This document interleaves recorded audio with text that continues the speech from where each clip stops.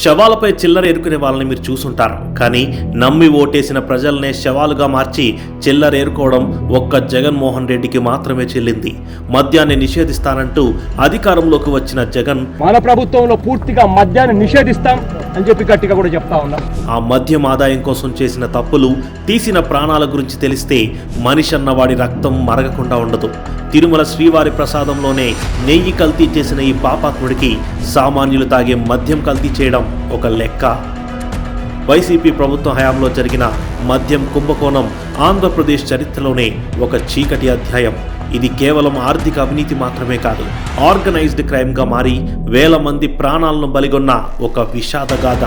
YCP ప్రభుత్వం అధికారం చేపట్టిన తర్వాత ప్రైవేట్ మద్యం దుకాణాలను రద్దు చేసి ప్రభుత్వమే నేరుగా అమ్మకాలు చేపట్టింది.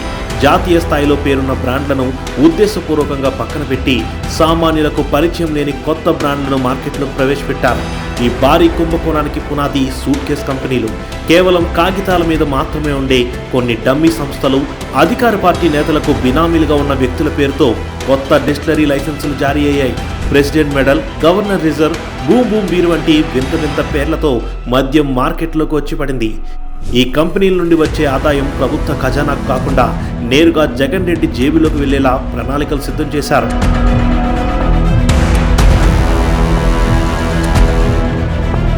మద్యం విక్రయాల్లో డిజిటల్ చెల్లింపులను నిలిపివేసి కేవలం నగదు మాత్రమే తీసుకోవాలనే నిబంధన పెట్టడం ఈ స్కామ్లో కీలకమైన మలుపు. రోజు మద్యం షాపుల నుండి వసూలయ్యే వందల కోట్ల రూపాయలను కారుల్లో రహస్య ప్రాంతాలకు తరలించేవాళ్ళు. అక్కడ ఈ సొమ్మును లెక్కించి హవాలా మార్గాల్లో విదేశాలకు లేదా రియల్ ఎస్టేట్ వ్యాపారాల్లోకి మళ్లించినట్లు ఈడీ గుర్తించింది. దీని ద్వారా సుమారు 3,500 కోట్ల రూపాయల నుండి 5,000 కోట్ల రూపాయల మేర మనీ లాండరింగ్ జరిగినట్లు అంచనా. అతి తక్కువ ఖర్చుతో ఎక్కువ లాభం గడించాలనే ఆశతో సూట్ కేస్ కంపెనీలు తయారు చేసిన మద్యంలో నాణ్యతను పూర్తిగా గాలికొదిలేశారు.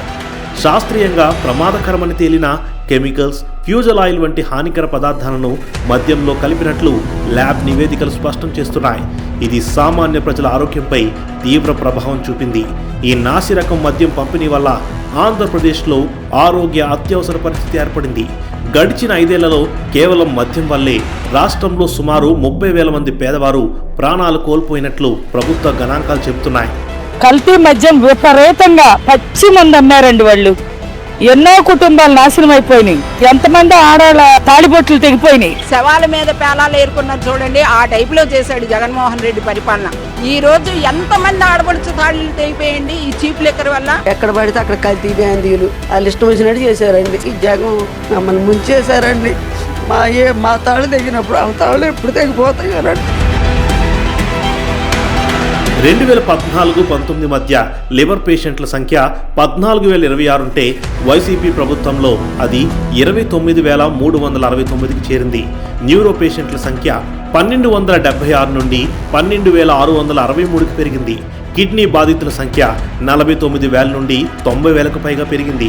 ముఖ్యంగా 30 నుండి 45 ఏళ్ల మధ్య వయసున్న యువకులు ప్రాణాలు కోల్పోవడంతో వేల కుటుంబాలు వీధిన పడ్డాయి.